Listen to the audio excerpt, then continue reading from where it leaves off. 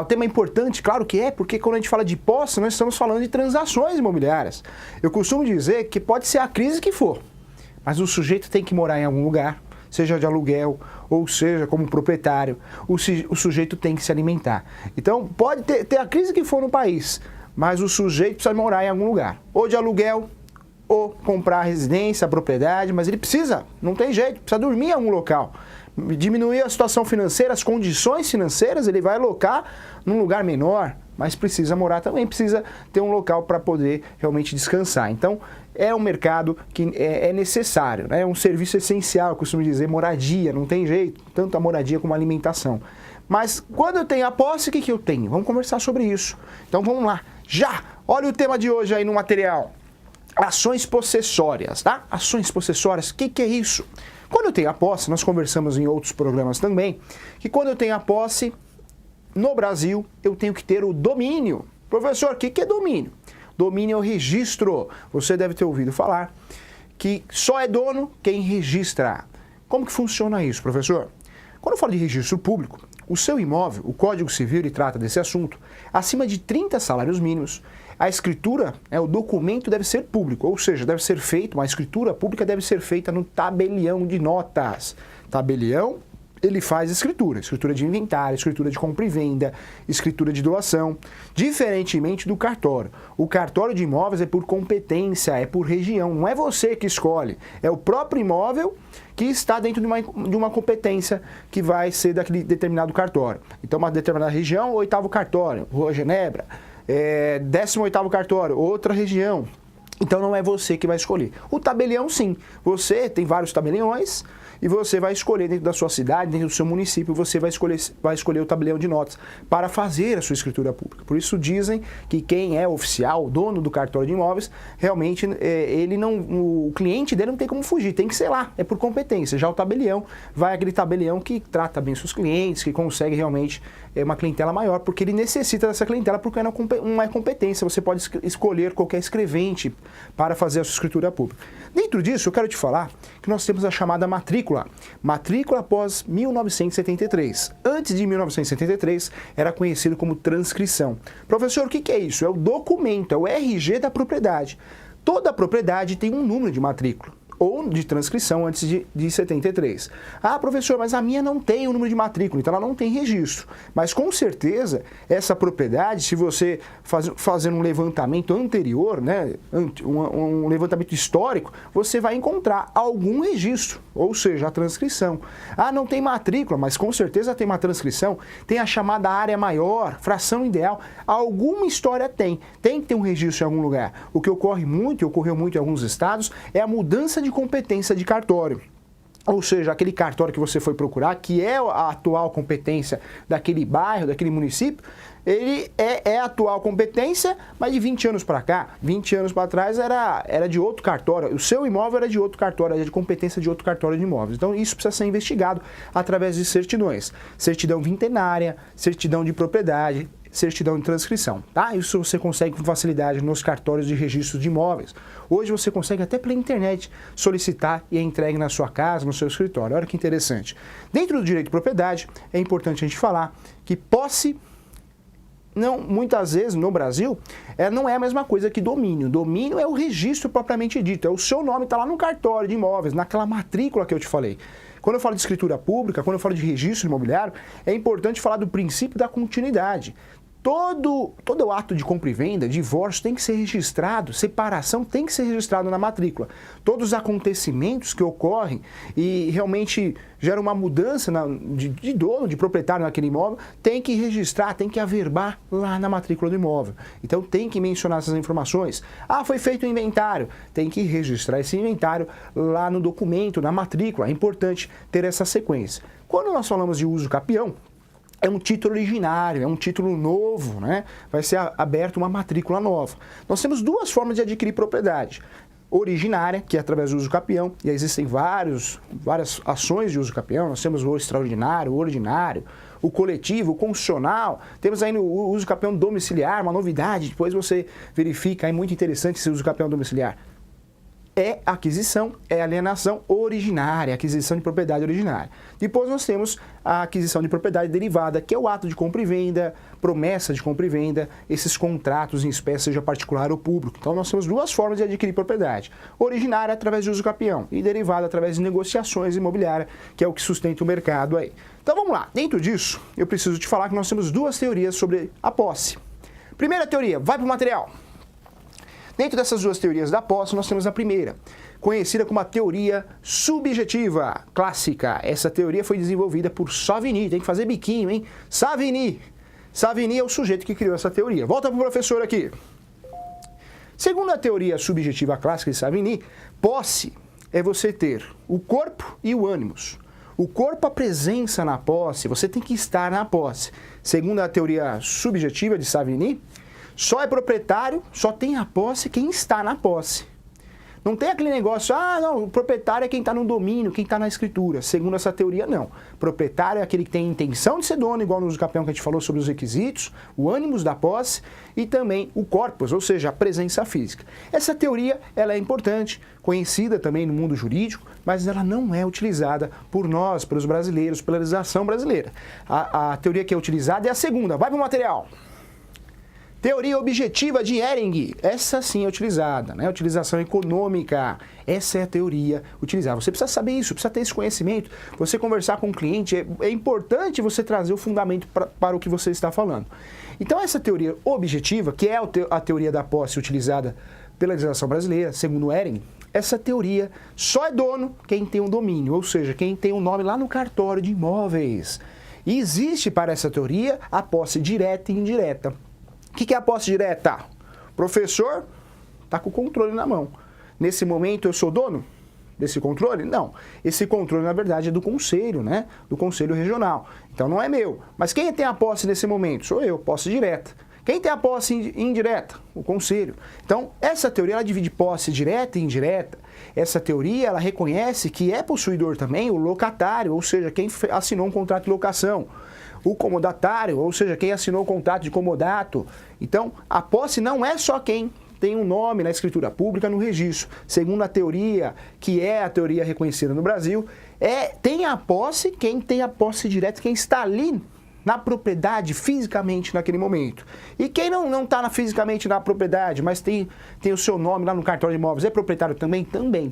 Então a nossa teoria, a teoria objetiva que nós seguimos, ela realmente dá um poder de proteção possessória, tanto para aquele que tem a posse direta como a posse indireta. Olha que interessante. Dentro dessa proteção possessória, quem tem a posse tem a proteção possessória, é importante falar que quem tem essa proteção possessória é quem tem a posse, direta ou indireta. E como que funciona essa questão de proteção da posse? Se você é incomodado dentro da sua posse, ou seja, uma invasão total, uma invasão parcial, uma ameaça de invasão, se você tem esse problema, você vai utilizar os institutos de proteção da posse. Quais são os institutos? Nós vamos conversar logo mais. Vai para o material aqui. Joia! Então você já está sabendo aí o que é teoria objetiva de Ehring. Volta para o professor aqui, olha que interessante, ó. Então vamos lá para a proteção possessória.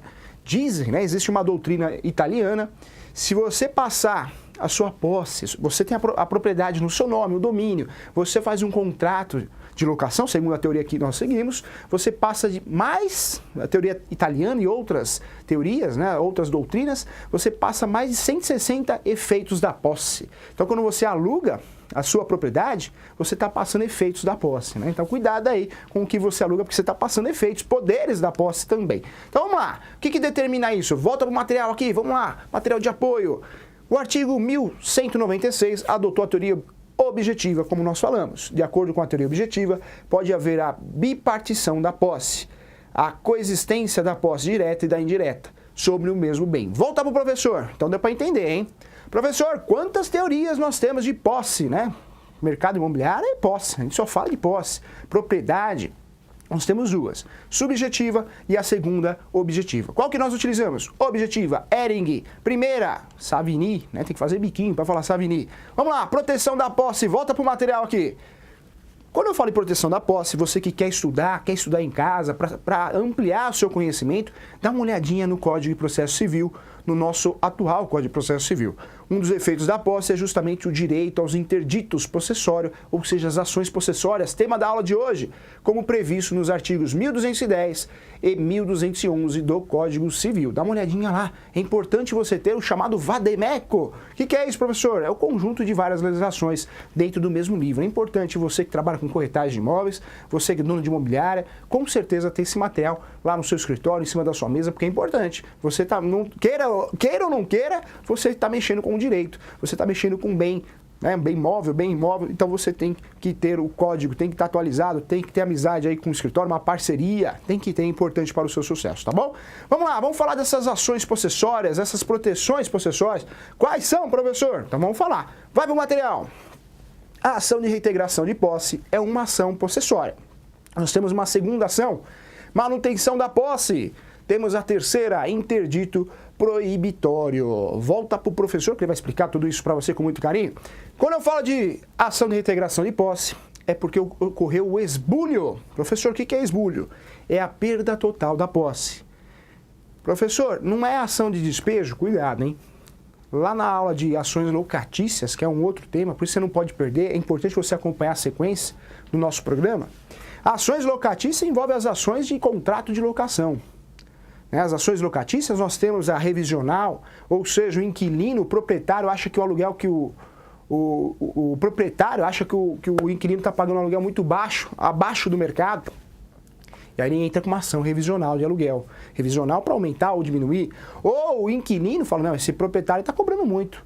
O contrato está em vigência, está em vigor, está querendo um aumento abusivo, vou entrar com uma revisional. Então tem a ação revisional, uma ação locatícia. Temos a ação de despejo, que não é só despejo por falta de pagamento. A ação de despejo, existe várias lendas, né? Por isso é importante estudar o direito. A ação de despejo não é ápice de 3 meses. Meu cliente só posso ingressar com uma ação de despejo depois de 3 meses que ele não pagou aluguel. Não é verdade. Se ele não pagou aluguel no dia 20, dia 21, você já pode ingressar com a ação de despejo. E a ação de despejo é por vários motivos, não é só pelo motivo pela falta de pagamento. Esse é um tipo de ação de despejo por falta de pagamento, mas pode ser por descumprimento contratual, existe a denúncia cheia, a denúncia vazia ainda, então é muito mais complexo essa situação. Dentro das ações locatícias temos uma ação importante que é a ação de consignação e pagamento. Você não acha o proprietário para pagar, a imobiliária fechou, o corretor sumiu, aí faz o depósito de consignação e pagamento para realmente não correr ação de despejo. Então, são outras ações. Hoje, no nosso tema, nós estamos falando de ações possessórias, proteção da posse. Quando eu falo de ações possessórias, quem tem a posse, direta ou indireta, segundo o direito brasileiro, ele tem proteção, ele tem ferramentas para se defender. Então, a primeira é a reintegração de posse. Você é proprietário, né? Isso acontece muito, a gente escuta falar muito lá no direito rural, lá no interior, né? O sujeito invadiu minha fazenda, meu sítio, minha chácara, ingressa com uma ação de reintegração de posse. Reintegração de posse é para conseguir a posse novamente, conseguir a posse de volta, porque ocorreu a perda total, ou seja, o esbulho, a perda total da posse. Não é a ameaça, nem a perda parcial, é a total. Então é a ação de reintegração de posse. Despejo é quando tem contrato de locação, aí eu falo de despejo. Quando não existe um contrato de locação, esquece despejo, não tem que falar nessa ação de despejo, não. Eu tenho que falar na ação de reintegração de posse.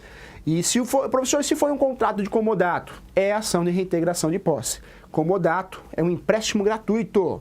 Ah, professor, é importante fazer um contrato, eu emprestei meu imóvel para o meu cunhado, ele está desempregado. É importante fazer um contrato de comodato? Com certeza.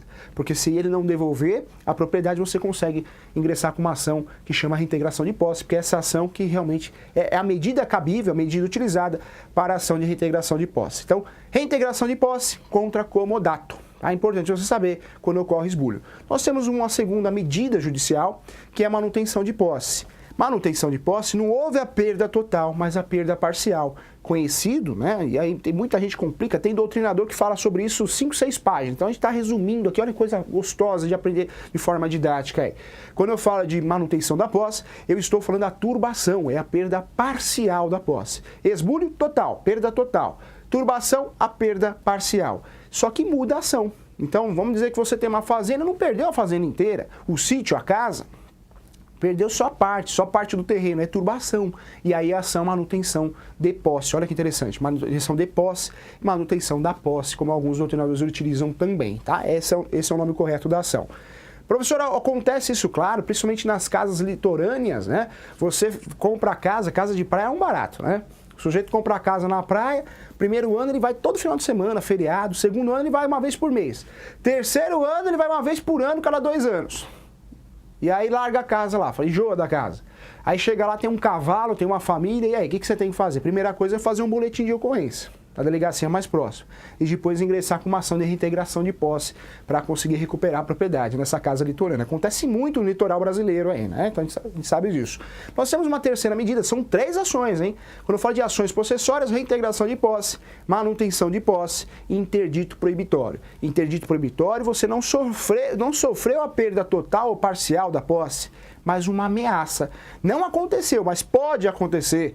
Você tem um sítio, tem uma fazenda, tá o pessoal do Sem Terra, o pessoal do Sem Terra, tá tudo lá. Vamos entrar com as bandeiras lá. É uma ameaça, não ocorreu ainda, não invadiu, né? Não ocorreu nem parcial nem total, mas aí cabe essa ação interdito proibitório para evitar essa ameaça. Olha que interessante. Professor, então quantas ações nós temos em relação à posse? Quais são as proteções possessórias? Quais são as ações possessórias? São 3. Reintegração de posse, manutenção de posse, interdito proibitório, ok? Olha que interessante. Ah, professor, mas tem um tal de embargo de terceiro, não é ação possessória? Não, cuidado. Embargo de terceiro, como o próprio nome diz, existe uma briga judicial entre o autor e réu, parte ativa e parte passiva. No meio do caminho, você é um terceiro que está olhando de fora o processo, você vai deixar acontecer o pior, perder a propriedade, você ingressa com uma ação de embargo de terceiro. Professor, não entendi, vou explicar de novo, vou te dar um exemplo que você vai entender. Ó, preste atenção aqui no professor. Quando eu falo em embargo de terceiro, acontece muito, realmente o caso mais prático que eu posso trazer para você, para te ajudar você a entender isso, é aquele bendito contrato de gaveta. Por isso o corretor, o advogado, jamais deve orientar fazer contrato de gaveta. Ah, faz o contrato de gaveta, você vai gastar com registro? Bobagem isso, hein? Bobagem uma ova. O direito brasileiro entende que quem é proprietário, né, quem tem registro, ou seja, quem tem um domínio, então tem que fazer o registro. Ah, mas eu vou gastar 5 mil para fazer o registro. É melhor você gastar 5 e dormir em paz do que não gastar e perder o imóvel. E perde, hein? Muita gente faz o contrato de gaveta, aquele contratinho de gaveta para não levar registro, para não fazer escritura pública, que não é só fazer escritura pública, hein? Você tem que levar registro lá no cartório de imóveis competente, tem que registrar esse ato de compra e venda e essa escritura pública. Quando você não faz isso e guarda o contrato de gaveta porque fica guardadinho na gaveta, só você e o comprador e vendedor conhecem, né, a história dessa compra e venda e o corretor que orientou mal nessa situação. Nessa situação, parece um oficial de justiça lá na porta da sua casa. Olha, intimação aqui para sair da propriedade, tá? Porque o Pedro tá perdendo a propriedade para o banco X. Só que na verdade não é o dono, o Pedro, é o João. Só que o Pedro vendeu para o João com um contratinho de gaveta. Para o mundo jurídico, o João é dono, é o Pedro, porque ele é o último proprietário que consta na matrícula. Então, o que o João tem que fazer desesperadamente? E qual é o risco de perder? Ele vai ingressar com embargos de terceiro, vai contratar um advogado para ingressar com embargos de terceiro, que ele é um terceiro nessa relação. Tem o banco e tem o Pedro. O João é um terceiro. Porque quando eu faço o registro, além de fazer o registro e me resguardar, eu gero publicidade. Ah, professor, como assim publicidade? Se eu quiser levantar com o seu nome, com o nome da rua e o número, né, quem é proprietário daquela determinada casa, eu consigo, porque é público, certidão é pública, qualquer um pode tirar. Ah, eu posso tirar uma certidão, professor, no nome do meu cunhado? Claro que pode, a certidão é pública. Ela gera publicidade. E nessa situação, para o banco, quem é dono da propriedade? O Pedro, não o João. Então o João vai ter que se defender através de uma ação de embargo de terceiro. Uma ação aí que vai ter que fundamentar muito bem, senão vai perder a propriedade, porque é dono quem registra. Olha que interessante, então cuidado com isso. Nós temos uma ação também importante que é a anunciação de obra nova. Anunciação de obra nova, que é uma ação quando o vizinho do lado começa a construir e incomodar você, que é uma outra situação que entra no direito de vizinhança, que mexe com os 3 S's, né? Professor, o que é direito de vizinhança? Ele resume nos 3 S's, fácil, saúde, segurança e sossego. Quando o seu vizinho mexe com o seu sossego, após as 22 horas, põe o sol no último volume, é o sossego. Saúde, seu vizinho não tampa a caixa d'água, agora é a época da dengue, cuidado com a dengue, hein? Água parada não pode. Dengue, saúde e segurança, né? O seu vizinho, ele guarda fogos de artifício embaixo da casa dele, na garagem, se explodir, explode tudo, né? Saúde, segurança e sossego é o direito de vizinhança, olha que interessante aí, tá? Outra coisa que eu quero falar para você, para fechar com chave de ouro, princípio da fungibilidade. Professor, e se eu contratei um advogado que não entende muito bem, ou eu sou advogado, ou eu sou corretor e sou advogado também, sou um advogado recém-formado, sou um advogado que estou atuando na área, mas eu errei o nome da ação. Era ação de reintegração de posse, eu entrei com manutenção de posse. O juiz vai fechar os olhos e vai aplicar o princípio da fungibilidade. Porque o caso é urgente, é uma proteção possessória. Então, se você errou a ação, ele fecha os olhos e vai aproveitar a ação, mesmo que a ação não seja a ação correta. Porque são 3, cada uma na sua situação. Mas se você errar, ele vai aplicar isso. Isso ocorre também nas liminares, né? Você imagina aquela situação onde o advogado, ele ingressa com uma ação, fazendo uma medida cautelar, e na verdade não era uma medida cautelar, era uma antecipação de tutela. Antecipação de tutela, eu antecipo o pedido. Medida cautelar não é o pedido propriamente dito, mas eu protejo o pedido. Você imagina um advogado que erra esses fundamentos. Quando a gente fala de tutela de urgência, tem 2. Está na aula aí. Dá uma olhadinha na aula anterior, você vai achar. Quando eu falo de tutela de urgência, existe a antecipação de tutela e a medida cautelar. Quando o advogado erra também, o que o juiz faz? Fecha o olho e aplica também a fungibilidade. Porque o que acontece? Já pensou? Doutor, meu filho meu marido vai morrer em 24 horas se não fizer a cirurgia. Aí vai o advogado e erra o instrumento processual. Se o juiz não aplicar o princípio da fungibilidade, pedir para emendar, para consertar, o que vai acontecer? Vai puxar o pé dele, vai morrer, vai puxar o pé do juiz, né? Então não vai correr esse risco, então. Então aplica o princípio da fungibilidade, tá? Olha que interessante, que tema importante. Professor, qual que é a competência das ações possessórias? Então vai para o material. Onde que está a competência?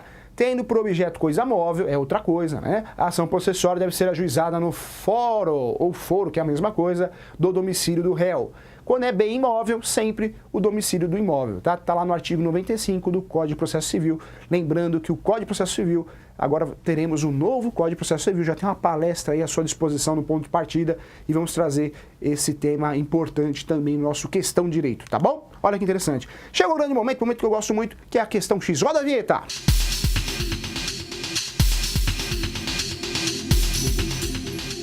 Olha a pergunta que não quer calar. Quando eu utilizo a ação de despejo e a ação de reintegração de posse? Quando eu utilizo a ação de despejo e a ação de reintegração de posse? Volta para o professor para ele responder essa pergunta para você. Já expliquei, vou explicar de novo, hein? Reintegração de posse é para comodato, é para recuperar a posse que você perdeu totalmente. Diferente da ação de despejo. Despejo tem que ter um contrato de locação. Contrato de locação é como se fosse um comodato, mas existe onerosidade, foi cobrado, né? Você cobrou algo para o sujeito ficar na sua propriedade. Então, despejo é só fala em despejo, ação de despejo, quando existe contrato de locação. É ação locatícia, ações locatícias, diferente das ações possessórias, que eu estou falando de posse.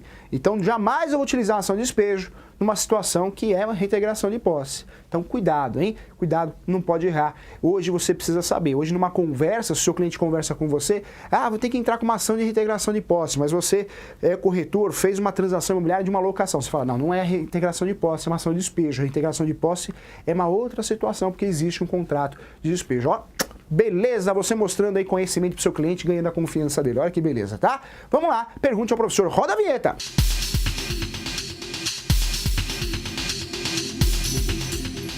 Vamos lá, momento importante, é um momento que temos a oportunidade de conversar. Olha que interessante, não vai perder esse momento especial, tá?